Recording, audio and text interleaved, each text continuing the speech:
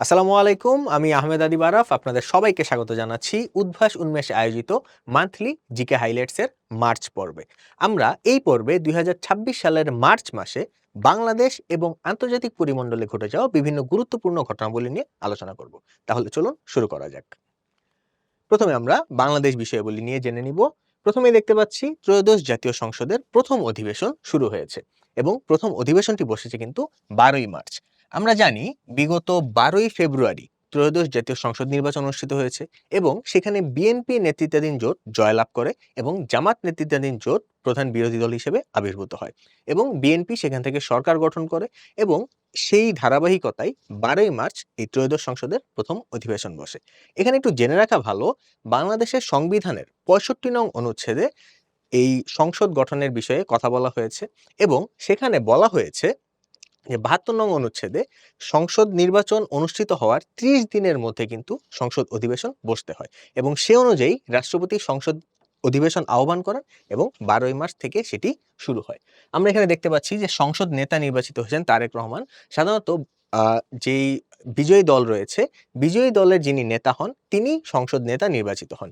সেই প্রক্রিয়ায় তারেক রহমান সংসদ নেতা নির্বাচিত হয়েছেন এবং বিরোধী দলীয় নেতা নির্বাচিত হয়েছেন জামায়াতে ইসলামের আমির ডাক্তার শফিকুর রহমান। সাধারণত সংসদে যে প্রধান বিরোধী দল থাকে, প্রধান বিরোধী দলে যিনি প্রধান হন তিনি বিরোধী দলীয় নেতা নির্বাচিত হন এবং একই সাথে জামাত নেতৃত্বাধীন জোটে কিন্তু একটি অন্যতম গুরুত্বপূর্ণ শরিক দল ছিল এনসিপি। গণ অভ্যুত্থান থেকে তৈরি হওয়া এই দল এবং এনসিপির অন্যতম নেতা নাহিদ ইসলাম তিনি কিন্তু বিরোধী দলীয় চিফ হুইপ নির্বাচিত হয়েছেন এবং সরকার দলীয় চিফ হুইপ নির্বাচিত হয়েছেন মোহাম্মদ নুরুল ইসলাম।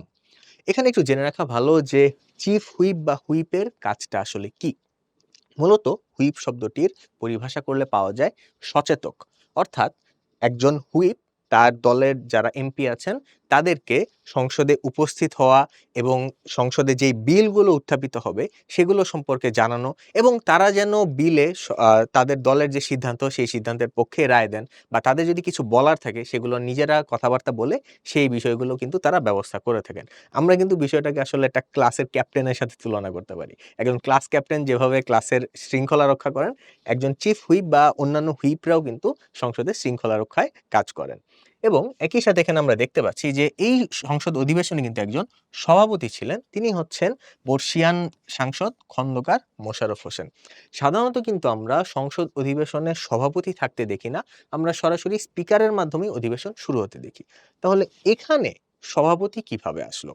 এক্ষেত্রে যেহেতু আগের সংসদের যিনি স্পিকার তিনি পদত্যাগ করেছিলেন এবং এই বিশেষ উদ্ভূত পরিস্থিতিতে যেহেতু আগের স্পিকার এখন শপথ পড়াতে পারেননি বা সেখান থেকে এখানে নতুন অধিবেশন শুরু হতে পারেনি, যার কারণে একদম বাংলাদেশে যে প্রথম সংসদ অধিবেশন বসেছিল সেখানে যেভাবে একজন সভাপতি নির্বাচিত হয়েছিল ঠিক তেমনি এই সংসদে একজন সভাপতি নির্বাচিত হন। তিনি হলেন বিএনপির এমপি খন্দকার মোশাররফ হোসেন এবং এই সভাপতির সামনে সংসদ নেতা এবং বিএনপির পক্ষ থেকে সেখানে স্পিকার এবং ডেপুটি স্পিকারের নাম প্রস্তাব করা হয় এবং একজনের নামই কেবল সেখানে প্রস্তাব করা হয়েছিল এবং সকলের ভোটে সেটা পাস হয়। পরবর্তীতে স্পিকার এবং ডেপুটি স্পিকার কিন্তু রাষ্ট্রপতির কাছে শপথ গ্রহণ করেন এবং তারাই কিন্তু সংসদ অধিবেশন পরিচালনা করেন। আমরা এরপরে যদি চলে যাই নতুন স্পিকার এবং ডেপুটি স্পিকারের শপথ। বাংলাদেশের সংবিধানের ৭৪ নং অনুচ্ছেদে স্পিকার এবং ডেপুটি স্পিকারের পদের সম্পর্কে বলা হয়েছে এবং সংবিধানের ৩য় তফসিলে কিন্তু রাষ্ট্রপতি, প্রধানমন্ত্রী, স্পিকার, ডেপুটি স্পিকার তাদের শপথের কথা উল্লেখ রয়েছে। এখানে আমরা দেখতে পাচ্ছি যে জাতীয় সংসদের স্পিকার নির্বাচিত হয়েছেন মেজর অবসরপ্রাপ্ত হাফিজ উদ্দিন আহমদ এবং ডেপুটি স্পিকার নির্বাচিত হয়েছেন ব্যারিস্টার কায়সার কামাল এবং তাদেরকে শপথ পড়িয়েছেন কিন্তু রাষ্ট্রপতি। আমাদেরকে এটা একটু জেনে রাখতে হবে যে স্পিকার এবং ডেপুটি স্পিকারকে শপথ পড়ান রাষ্ট্রপতি, আবার রাষ্ট্রপতিকে কিন্তু শপথ পড়ান স্পিকার এবং স্পিকারের অনুপস্থিতিতে ডেপুটি স্পিকার তাকে শপথ পড়াতে পারেন। চলে যাচ্ছি আমরা পরবর্তী খবরে। খাল খনন কর্মসূচি উদ্বোধন। বিএনপির যে নির্বাচনী ইশতেহার ছিল সেই নির্বাচনী ইশতেহারের অন্যতম একটি প্রতিশ্রুতি ছিল খাল খনন কর্মসূচি ফিরিয়ে আনা। মূলত ১৯৭৭ সালে প্রয়াত রাষ্ট্রপতি জিয়াউর রহমান খাল খনন কর্মসূচি শুরু করেছিলেন এবং বর্তমানে বিএনপি সরকার এসে সেই খাল খনন কর্মসূচি আবার চালু করেছে। এটা শুরু হয় ১৬ই মার্চ ২০২৬-এ এবং এটা শুরু হয় হচ্ছে দিনাজপুর জেলার কাহারোল উপজেলার সাহাপাড়া এলাকা থেকে। সেখান থেকেই খাল খনন কর্মসূচিটা শুরু হচ্ছে এবং পর্যায়ক্রমে দিনাজপুর সহ আরো 53টি অর্থাৎ মোট 54টি জেলায় কিন্তু এই খাল খনন কর্মসূচি শুরু হবে এবং সরকারের পরিকল্পনা রয়েছে যে 5 বছরে মোট 20,000 কিলোমিটার খাল খনন করা হবে এবং খালগুলোকে বিভিন্ন নদীর সাথে সংযুক্ত করা হবে, যার ফলে সারফেস ওয়াটার অর্থাৎ ভূ উপরস্থ যে পানি রয়েছে কৃষিকাজ এবং অন্যান্য কাজে সেই ভূ উপরস্থ পানির ব্যবহার বাড়বে বলে আশাবাদ ব্যক্ত করা হচ্ছে। এবং এই প্রকল্পের সম্পূর্ণ নাম দেওয়া হয়েছে নদী, নালা, খাল ও জলাধার খনন ও পুনঃখনন। অর্থাৎ আমরা যদি প্রকল্পের নামের দিকে তাকাই আমরা কিন্তু দেখতে পাচ্ছি যেখানে নদীও খনন কথা বলা হচ্ছে, নালা, খাল এগুলো খনন করা হবে এবং একই সাথে নতুন করে জলাধারও সৃষ্টি করা হবে এবং এই সাথে আগে যে নদীগুলো রয়েছে বা খালগুলো ছিল সেগুলোকে নতুন করে খনন করা হবে এবং পাশাপাশি নতুন করে আরো কিছু খাল বা জলাধার কিন্তু তৈরি করা হতে পারে। অর্থাৎ বিশাল আকারে কিন্তু এই প্রকল্পটি চালু করা হয়েছে। তারপর যদি আমরা চলে যাই যে স্পট মার্কেট থেকে জ্বালানি কিনছে সরকার। বর্তমানে ইরান এবং ইসরায়েল আমেরিকার যে যুদ্ধ চলছে সেই যুদ্ধে কিন্তু অন্যতম ক্ষতিগ্রস্ত দেশ হিসেবে বাংলাদেশকে বলা হচ্ছে। সাম্প্রতিক একটি রিপোর্টে এসেছে যে বাংলাদেশ এই ক্ষতির শিকার দেশগুলোর মধ্যে 8ম স্থানে অবস্থান করছে। যেহেতু আরব রাষ্ট্রগুলোর উপরে ইরান হামলা চালাচ্ছে, সুতরাং সেই কারণে সেখানে থাকা বাংলাদেশিরা কিন্তু ক্ষতিগ্রস্ত হচ্ছে এবং রেমিটেন্স প্রবাহ কিছুটা ব্যাহত হচ্ছে। এবং তার পাশাপাশি সবচেয়ে বেশি যেই সমস্যাটা হচ্ছে সেটা হচ্ছে জ্বালানি সমস্যা। কারণ ইরান নিয়ন্ত্রিত হরমুজ প্রণালী দিয়ে কিন্তু বিশ্বের 20% জ্বালানি কিন্তু সেখান থেকে বহন করা হয়। বর্তমানে ইরান সেই হরমুজ প্রণালী নিয়ন্ত্রণ করছে। এর আগে কিন্তু সেটা ওপেন ছিল সবার জন্য। কিন্তু এই যুদ্ধ শুরুর পর থেকে ইরান পুরো হরমুজ প্রণালী নিজেদের নিয়ন্ত্রণে রেখেছে এবং তারা যাদেরকে মিত্র দেশ মনে করছে তাদেরকেই কেবল সেই হরমুজ প্রণালী দিয়ে জাহাজ চলাচলের অনুমতি দিচ্ছে। এই পর্যায়ে যেহেতু বাংলাদেশের জ্বালানি মজুদ প্রায় ফুরিয়ে আসছে, এই কারণে স্পট মার্কেট থেকে বাংলাদেশ জ্বালানি ক্রয়ের সিদ্ধান্ত নিয়েছে এবং এই জ্বালানি ক্রয়ের পরিমাণ হচ্ছে 18 লাখ টন ডিজেল এবং 2 কার্গো এলএনজি। এখানে প্রতি কার্গোতে 33,60,000 million metric British thermal unit LNG ধরা যায়। সুতরাং এবং এই এলএনজির পরিমাণে যে এককটা সেটা হচ্ছে MMBTU এবং এটি সরবরাহ করছে যুক্তরাজ্যের company total energies gas and power. তেল সরবরাহকারী যত প্রতিষ্ঠান রয়েছে তাদের বিগ 5 বা বিগ 7 এর অন্তর্গত হচ্ছে এই total energy gas and power. এর মধ্যে আরেকটা জিনিস একটু আমাদের জেনে রাখতে হবে সেটা হচ্ছে স্পট মার্কেট জিনিসটা আসলে কি, যে বাংলাদেশ এভাবে কেন কিনছে। প্রথমত স্পট মার্কেট শব্দটি এসেছে শেয়ার বাজার থেকে। এখানে এই বাজারটাকে তুলনা করা যায় খোলা বাজারের সাথে।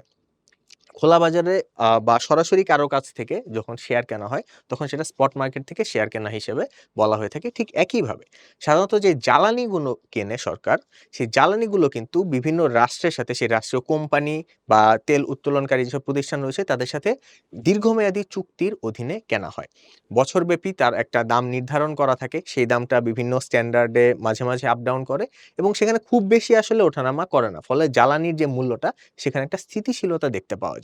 কিন্তু যখন এমন কোনো সংকট দেখা দেয় বা হুট করে অতিরিক্ত জ্বালানির প্রয়োজন হয় তখন সরাসরি সেই চুক্তির অধীনে না গিয়ে সরাসরি খোলা বাজার থেকে সেই জ্বালানিটা কিনে আনা হয়। এখন খোলা বাজারে জ্বালানি কিভাবে আসে? খোলা বাজার বলতে বলা হয় এই যে কোম্পানিগুলো আছে, এই কোম্পানিগুলো কিন্তু সাধারণত বিভিন্ন যে তেলের কূপ আছে সেই কূপগুলো তারা পরিচালনা করে। সেখান থেকে তারা তেল উত্তোলন করে এবং সেই কূপগুলো যে দেশের অন্তর্গত সেই দেশের কাছে তো তারা একটা নির্দিষ্ট পরিমাণ তেল সরবরাহ করে। পাশাপাশি তাদের নিজেদের সেখান থেকে যে পাওনাগুলো রয়েছে সেগুলো তারা স্পট মার্কেটে বিক্রি করে। এভাবে প্রয়োজনের সময় বিভিন্ন দেশ তাদের কাছ থেকে স্পট মার্কেট থেকে এই তেলগুলো কিনে আনতে পারে। কিন্তু এই ক্ষেত্রে তেলের দাম কিন্তু অনেক বেশি দিতে হয়। যেমন এখানে বাংলাদেশ যে জ্বালানি কিনছে এখানে প্রায় তাকে দ্বিগুণ দামে জ্বালানিটা কিনতে হচ্ছে। কিন্তু জ্বালানি সরবরাহ স্বাভাবিক রাখতে সরকার এই পদক্ষেপ নিতে কিন্তু বাধ্য হয়েছে। আমরা যদি পরবর্তীতে চলে যাই যে দেশের কিছু গুরুত্বপূর্ণ নতুন নিয়োগ, এখানে অন্যতম গুরুত্বপূর্ণ হচ্ছে 18তম অ্যাটর্নি জেনারেল, তিনি নিয়োগ পেয়েছেন মোহাম্মদ রুহুল কুদ্দুস কাজল। এখানে বলে রাখা ভালো সংবিধানের 64 নং অনুচ্ছেদে অ্যাটর্নি জেনারেলের নিয়োগের কথা বলা রয়েছে এবং অ্যাটর্নি জেনারেল নিয়োগ দেন কিন্তু রাষ্ট্রপতি। অ্যাটর্নি জেনারেল মূলত সরকারের শাসন বিভাগের সাথে যেই আইন বিভাগ বিচার বিভাগের যে সম্পর্কটা রয়েছে, সাধারণত সরকারের যেই কাজগুলো বিচার বিভাগের সাথে সামঞ্জস্য করে করতে হয় সেই কাজগুলো তিনি দেখভাল করে থাকেন। বাংলাদেশের যেকোনো আদালতে তিনি বক্তব্য পেশ করার অধিকার রাখেন। মূলত অ্যাটর্নি জেনারেল কাজটা বিচার বিভাগের সাথে হলেও তিনি কিন্তু শাসন বিভাগেরই একজন দায়িত্বপ্রাপ্ত কর্মকর্তা। এবং অ্যাটর্নি জেনারেলের যে কার্যালয়, এটি হচ্ছে অন্যতম একটি সাংবিধানিক প্রতিষ্ঠান। এবং এছাড়া আমরা দেখতে পাচ্ছি র্যাবের নতুন মহাপরিচালক বা ডিজি নিযুক্ত হয়েছেন আহসান হাবিব পলাশ, এবং অপরাধ তদন্ত বিভাগ, পুলিশের যে অপরাধ তদন্ত বিভাগ রয়েছে সিআইডি, এর নতুন প্রধান হয়েছেন মোসলেউদ্দিন আহমদ। এবং এই যে র্যাবের মহাপরিচালক বা হচ্ছে সিআইডির পরিচালক প্রধান, তাদেরকে কিন্তু নিয়োগ দিয়েছে স্বরাষ্ট্র মন্ত্রণালয়। এরপর যদি আমরা চলে যাই মার্চ মাসে বাংলাদেশের কিছু গুরুত্বপূর্ণ দিবস, এখানে প্রথমে আমরা দেখতে পাচ্ছি 2রা মার্চ ছিল জাতীয় পতাকা দিবস। আমরা জানি 1971 সালের 2রা মার্চ ঢাকা বিশ্ববিদ্যালয়ের কলাভবনে সর্বপ্রথম স্বাধীন বাংলাদেশের পতাকা কিন্তু উত্তোলন করা হয়, এবং সেই পতাকায় কিন্তু সবুজ জমিনের মাঝখানে যে লাল বৃত্ত, সেই লাল বৃত্তের মাঝখানে বাংলাদেশের যে মানচিত্র, সেই মানচিত্র অঙ্কিত ছিল। এবং পরবর্তীতে এই 2রা মার্চই জাতীয় ভোটার দিবস হিসেবেও পালন করা হয়ে থাকে। এছাড়া জাতীয় পাট দিবস রয়েছে 6 মার্চ, যেটা সরকারিভাবে পালন করা হয়। এছাড়া জাতীয় গণহত্যা দিবস রয়েছে 25 মার্চ। এই 25 মার্চ 1971 সালে পাকিস্তান সেনাবাহিনী বাঙালিদের ওপর অপারেশন সার্চ লাইট পরিচালনা করেছিল, যেখানে এক রাতে প্রায় 7,000 মানুষ মৃত্যুবরণ করেছিল। আর আমাদের জাতীয় দিবস এবং আমাদের স্বাধীনতা দিবস হয়েছে 26 মার্চ। এরপর আমরা চলে যাই আন্তর্জাতিক বিষয়াবলিতে। এখানে আমরা শুরুতেই দেখতে পাচ্ছি ইরান বনাম ইসরায়েল যুদ্ধের সংঘাত। প্রায় 1 মাসেরও বেশি সময় ধরে এই যুদ্ধ চলছে। যুদ্ধটা শুরু হয়েছিল 28 ফেব্রুয়ারি, এবং এই একপাক্ষিক যুদ্ধই বলা যায়।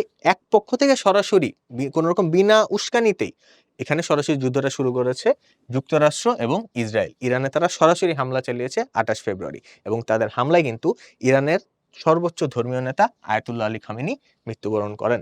এবং যুক্তরাষ্ট্র যে হামলা পরিচালনা করেছে, এটার তারা নাম দিয়েছে অপারেশন এপিক ফিউরি, এবং ইসরায়েল যে হামলাটা চালিয়েছে এটার তারা নাম দিয়েছে রোরিং লায়ন। এবং সর্বোচ্চ ধর্মীয় নেতার মৃত্যুর পর ইরান কিন্তু সর্বাত্মক ডিফেন্সে চলে গেছে, এবং তারাও কিন্তু পাল্টা হামলা চালাচ্ছে, এবং তারা অপারেশন ট্রু প্রমিস 4.0 নামে কিন্তু এই হামলাগুলো চালাচ্ছে।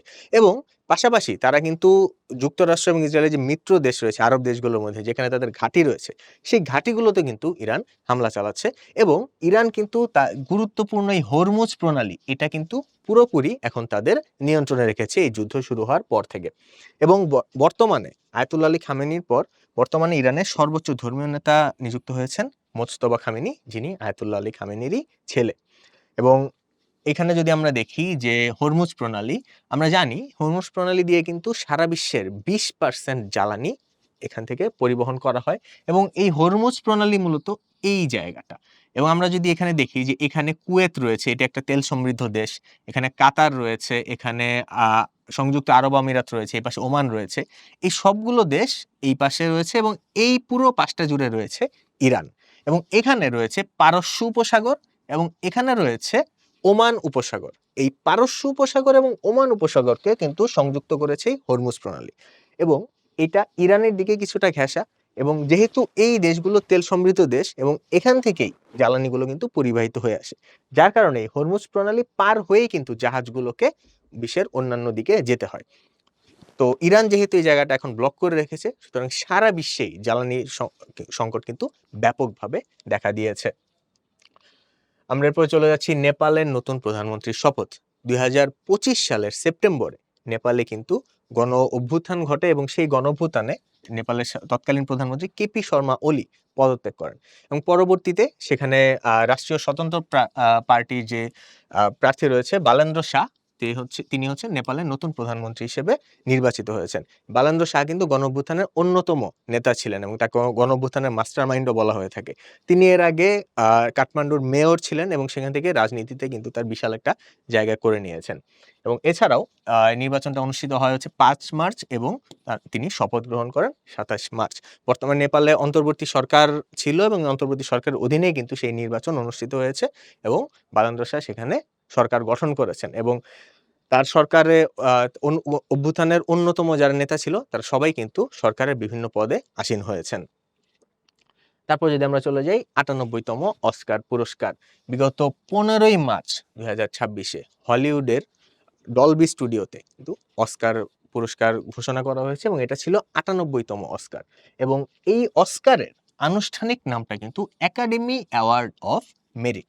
অস্কার নামটা কিছুটা আসলে অনানুষ্ঠানিকই ছিল, কিন্তু কালের বিবর্তনে এটাই মানুষের মুখে, মুখে প্রচলিত হয়েছে এবং সংবাদপত্রগুলো বা বিভিন্ন মাধ্যমে কিন্তু অস্কার পুরস্কার নামে এটা বেশি পরিচিত। এই অস্কার পুরস্কারের সেরা অভিনেতা নির্বাচিত হয়েছেন মাইকেল বি জর্ডান। তার সিনেমার নাম ছিল হচ্ছে সিনার্স, এবং সেরা অভিনেত্রী হয়েছেন জেসি বাকলি। তার চলচ্চিত্রটি ছিল হ্যামনেট। এবং সেরা চলচ্চিত্র হয়েছে ওয়ান ব্যাটল আফটার অ্যানাদার, যেটির পরিচালক ছিলেন পল টমাস অ্যান্ডারসন। আমরা যদি এরপরে চলে যাই যুক্তরাষ্ট্রের ট্রাম্প বিরোধী নো কিংস আন্দোলন। একদিকে ডোনাল্ড ট্রাম্প ইরানে অন্যায় একটি যুদ্ধ চালাচ্ছেন, অপরদিকে তার নিজের দেশেই কিন্তু তার বিরুদ্ধে বিক্ষোভ চলছে, এবং এই বিক্ষোভটির নাম হচ্ছে নো কিংস মুভমেন্ট। এবং এই বিক্ষোভের মূল বক্তব্য হচ্ছে যে আমেরিকায় কোনো রাজা বা স্বৈরাচারী নেই। ট্রাম্পের যে স্বৈরাচারী মনোভাব বা ট্রাম্পের নিজের সিদ্ধান্তেই সবকিছু করতে চাওয়া, তার হচ্ছে তাদের যে পার্লামেন্ট রয়েছে বা কংগ্রেস রয়েছে, কংগ্রেসের সিদ্ধান্ত না মানা, নির্বাহী আদেশে একদিকে কখনো বাণিজ্য শুল্ক চাপিয়ে দেওয়া, কখনো যুদ্ধ চাপিয়ে দেওয়া, এই জোর করে যুদ্ধবাজ যে মনোভাব, সেটার বিরুদ্ধে কিন্তু এই আন্দোলনটা চলছে। মূলত এই নো কিংস আন্দোলন সূচনা ঘটে ২০২৫ সালের জুন মাসে। এরপর ২০২৫ সালের অক্টোবরে এটি বিশাল আকার ধারণ করে, এবং বর্তমানে ফেব্রুয়ারি মাস থেকে কিন্তু এই বিশেষ করে মার্চ মাসে এই আন্দোলনটা আরো বিস্তৃতি লাভ করেছে। এখন পর্যন্ত মোট ৩ বার এই আন্দোলনটি সংঘটিত হয়েছে, এবং এই আন্দোলনের অন্যতম প্রধান কেন্দ্রস্থল কিন্তু আমরা দেখতে পাচ্ছি সেন্ট পল এবং মিনিয়াপলিস শহর।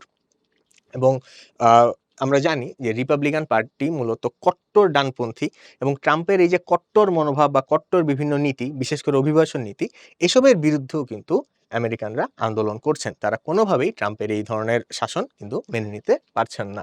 এরপর যদি আমরা দেখি মার্চ মাসের গুরুত্বপূর্ণ কিছু আন্তর্জাতিক দিবসসমূহ, প্রথমে আমরা দেখতে পাচ্ছি বিশ্ব বন্যপ্রাণী দিবস, এটা পালিত হয় ৩ মার্চ। বিশ্ব নারী দিবস, এটা পালিত হয় ৮ মার্চ। বিভিন্ন প্রতিযোগিতামূলক পরীক্ষায় কিন্তু এই দিবসগুলো থেকে প্রশ্ন এসে থাকে।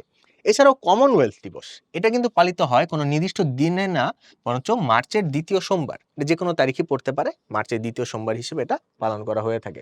এছাড়াও গণিত প্রেমীদের কাছে অন্যতম গুরুত্বপূর্ণ একটি দিবস পাই দিবস, এটি পালিত হয় মার্চের ১৪ তারিখে। আমরা যদি এখানে দেখি যে পাইয়ের মান আমরা জানি 3.14159265 এভাবে করে চলতেই থাকে, এটা আসলে কখনো শেষ হয় না। তাই পাইয়ের মান দশমিকের পরে প্রথম যে ২ ঘর, এই ২ ঘরকে তারিখ হিসেবে ধরা হয়, এবং এই যে ৩, এটাকে মাসের সংখ্যা হিসেবে ধরা হয়। অর্থাৎ তৃতীয় মাস হচ্ছে মার্চ, এবং মার্চের এই ১৪ তারিখ এটাই হচ্ছে পাই দিবস। এভাবে কিন্তু এটি পালন করা হয়ে থাকে। এছাড়াও বিশ্ব বর্ণ বৈষম্য বিরোধী দিবস আমরা দেখতে পাচ্ছি, এটি পালিত হয় ২১ মার্চ, এবং একই সাথে বিশ্ব বন দিবস, এটাও কিন্তু ২১ মার্চ পালিত হয়ে থাকে। এছাড়া আন্তর্জাতিক পানি দিবস রয়েছে ২২ মার্চে, আর আন্তর্জাতিক আবহাওয়া দিবস এটা পালিত হয় ২৩ মার্চ। জাতিসংঘের যে আবহাওয়া বিষয়ক সংগঠন WMO, ওয়ার্ল্ড মেটেরিওলজিক্যাল অর্গানাইজেশন, এটার প্রতিষ্ঠা বার্ষিকী হচ্ছে ২৩ মার্চ, এবং সেই দিনটিতেই কিন্তু আন্তর্জাতিক আবহাওয়া দিবস পালিত হয়ে থাকে। এছাড়াও বিশ্ব যক্ষ্মা দিবস পালিত হয়ে থাকে ২৪ মার্চ। এই ছিল আমাদের আজকের আয়োজন। আগামী পর্বে আপনাদের সাথে আবার দেখা হবে। ততদিন পর্যন্ত সবাইকে শুভকামনা।